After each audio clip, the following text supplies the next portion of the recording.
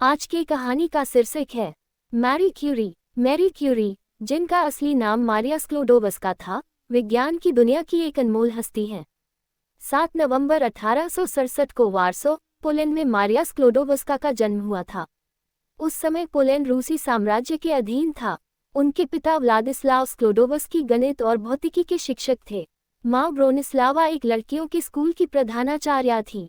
मारिया 5 भाई बहनों में सबसे छोटी थी। बड़ी बहन जोसिया, भाई जोजेफ, बहन ब्रोन्या और हेला।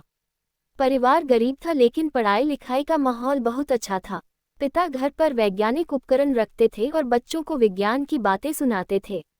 मारिया को बचपन से ही किताबें पढ़ने का बहुत शौक था। उनकी याददाश्त कमाल की थी। स्कूल में वे हमेशा टॉप करती। लेकिन जीवन आसान नहीं था। जब मारिया सिर्फ 11 साल की थी, उनकी मां टीबी क्षय रोग से चल बसी। इस सदमे ने परिवार को तोड़ दिया। फिर बड़ी बहन जोसिया भी टाइफस से मर गई। रूसी शासन में पोलिश भाषा और संस्कृति पर पाबंदी थी। स्कूलों में रूसी जबरन पढ़ाई जाती थी। मारिया गुप्त रूप से पोलिश राष्ट्रवादी विचारों से जुड़ी। उन्होंने फ्लाइंग यूनिवर्सिटी नामक गुप्त संस्था में पढ़ाई की जहां महिलाओं को भी शिक्षा मिलती थी। 16 साल की उम्र में मारिया ने स्कूल से गोल्ड मेडल के साथ पास किया। लेकिन पोलैंड में महिलाओं के लिए विश्वविद्यालय में दाखिला मुश्किल था। परिवार की आर्थिक हालत खराब होने के कारण वे गवर्नेस, घर पर बच्चों को पढ़ाने वाली का काम करने लगी।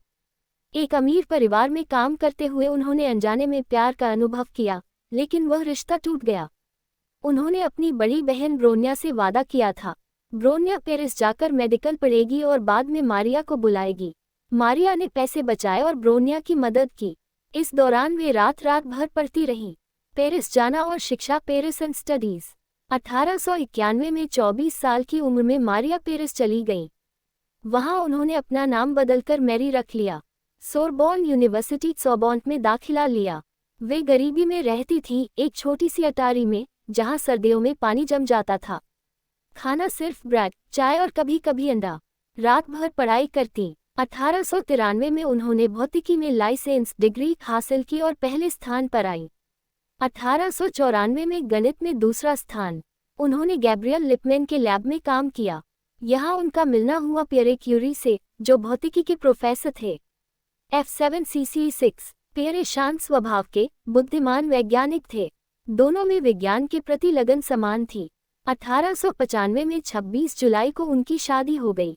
शादी बहुत साधारण थी, कोई फैंसी कपड़े नहीं, सिर्फ साइकिल और लैब कोट। वे दोनों एक दूसरे के पूरक बन गए। 1896 में हेनरी बेकरेल ने यूरेनियम पर प्रयोग करते हुए एक नया फेनोमेना खोजा कि कुछ पदार्थ खुद ब खुद किरणें निकालते हैं। मैरी ने इसे अपनी डॉक्टरेट थीसिस के लिए चुना। उन्होंने रेडियो एक्टिविटी शब्द गढ़ा। वे और पियरे मिलकर काम करने लगे। उन्होंने पिचब्लेंड, एक खनिज का अध्ययन किया जिसमें यूरेनियम था। पिचब्लेंड से निकलने वाली किरणें यूरेनियम से ज्यादा थीं। इसका मतलब था कि इसमें कोई नया तत्व है।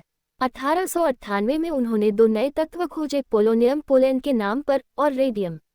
ये काम बेहद मुश्किल था। वे पुरानी शेड हैंगर में काम करती जहां बारिश टपकती थी, धूल भरी थी। टन टन पिचब्लेंड को प्रोसेस करना पड़ता था। मैरी खुद भारी भारी काम करती। 1902 में उन्होंने शुद्ध रेडियम अलग किया। रेडियम चमकता था, गर्म रहता था। ये खोज दुनिया के लिए क्रांतिकारी थी। 1903 में मैरी, पियरे और बेकरेल को भौतिकी का नोबेल पुरस्कार मिला। मैरी पहली महिला नोबेल विजेता बनी। 3A673C। उसी साल उनकी बेटी इरेन का जन्म हुआ था। 1897। दूसरी बेटी ईव बाद में हुई। सफलता के साथ मुश्किलें भी आईं। 1906 में पियरे की सड़क दुर्घटना में मौत हो गई। मैरी टूट गई लेकिन रुकी नहीं। उन्होंने पियरे की जगह सोरबोन में प्रोफेसर बनकर पढ़ाना शुरू किया, पहली महिला प्रोफेसर। 1911 में उन्हें रसायन विज्ञान का नोबेल पुरस्कार मिला, रेडियम को शुद्ध रूप में अलग करने के लिए। अब वे 2 नोबेल पुरस्कार वाली इकलौती महिला थीं। 1914 में प्रथम विश्व युद्ध शुरू हुआ। मैरी ने पेटेट क्यूरी नामक मोबाइल एक्सरे यूनिट बनाई। वे खुद फ्रंट पर गईं, घायल सैनिकों की जांच की, हजारों सैनिकों की जान बचाई। उन्होंने महिलाओं को ट्रेनिंग दी। रेडियम के संपर्क में आने से उनका स्वास्थ्य बिगड़ गया। उन्होंने प्लास्टिक अनीमिया, अस्थि मज्जा रोग का शिकार हुई।